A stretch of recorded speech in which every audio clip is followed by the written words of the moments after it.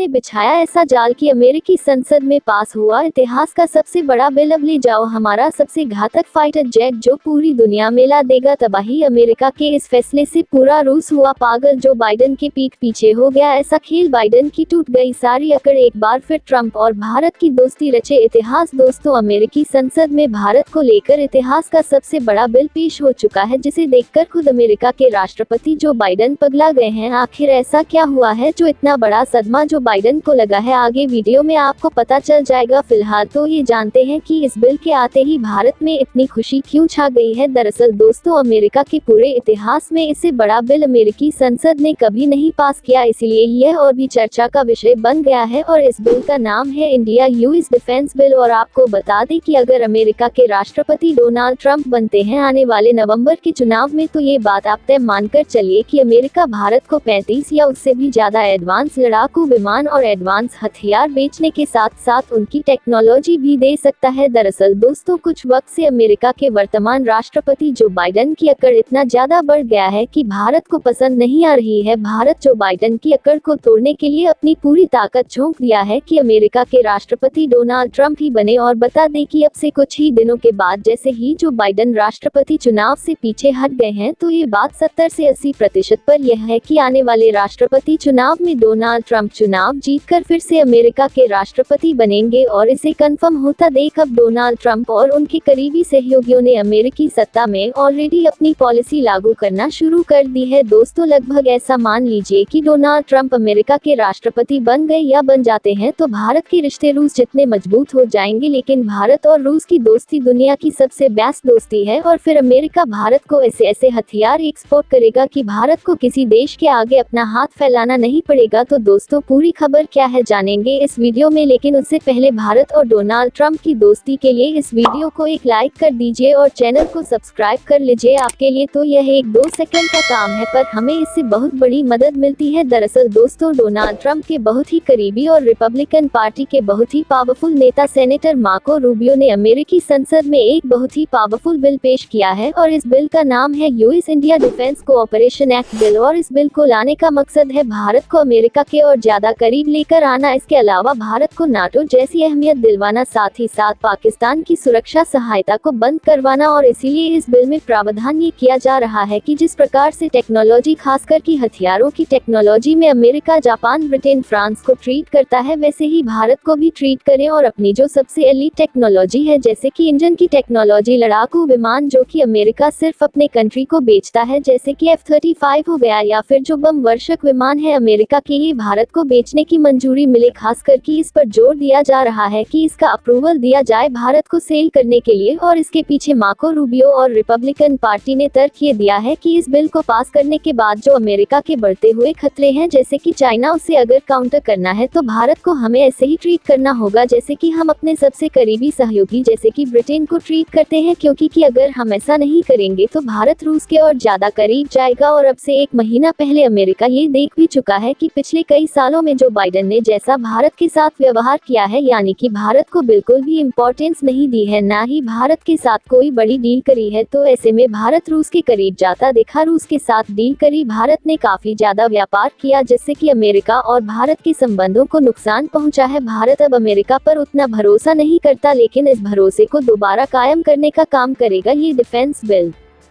लेकिन इस बिल में F-35 की जितनी चर्चा हो रही है उससे 10 गुना चर्चा होनी चाहिए डिफेंस टेक्नोलॉजी की। दरअसल देखा जाए तो भारत की डिफेंस इंडस्ट्री और भारत के पुराने हथियार इस तरीके से जूझ रहे हैं कि इन्हें रिप्लेस करने की नौबत आ गई है। अगर इन्हें नए हथियारों से रिप्लेस नहीं किया गया तो ये कभी भी जवाब दे सकते हैं। इसीलिए भारत इन पुराने हथियारों को नए हथियारों से रिप्लेस करना चाहता तो है, लेकिन ये हथियार 80 से 90% पर मेक इन इंडिया हो, यानी कि भारतीय कंपनियों द्वारा बनाए गए हो या फिर भारत में बने हो। और इसके लिए हमें चाहिए ज्यादा से ज्यादा हथियारों की टेक्नोलॉजी, क्योंकि आपने देखा है पिछले कुछ समय में हमने जितने भी अपने खुद के प्रोजेक्ट स्टार्ट किए थे, चाहे वह इनका लड़ाकू विमान हो या ओरा स्टेल्थ ड्रोन हो, सभी के प्रोजेक्ट डिले होते जा रहे हैं। अगर अमेरिकी टेक्नोलॉजी मिलेगी तो उन्हें जल्द से जल्द बनाया जा सकता है। इसके अलावा भारत का दूसरा प्रयास है कि अमेरिका की जानी मानी हथियार मैन्युफैक्चरिंग कंपनियां जैसे कि बोइंग, लॉकहीड मार्टिन, ये भारत के अंदर अपनी मैन्युफैक्चरिंग यूनिट यूनिट सेटअप करे बोइंग तो पहले से ही भारत में मौजूद है। बात लॉकहीड मार्टिन की है तो हाल ही में पीएम मोदी ने लॉकहीड मार्टिन के सीईओ से मुलाकात की है। वह भी अपनी एक ह्यूज फैक्ट्री भारत में लगाने जा रहे हैं C-130J की। इसके अलावा एक खास प्रावधान ये किया जा रहा है कि भारत रूस के साथ कैसे भी संबंध रखे, भारत उनसे कुछ भी खरीदे लेकिन भारत पर कोई प्रतिबंध न लगे। अमेरिका का जो एक बहुत ही कड़ा सैंक्शन प्रोग्राम है कैट्सा,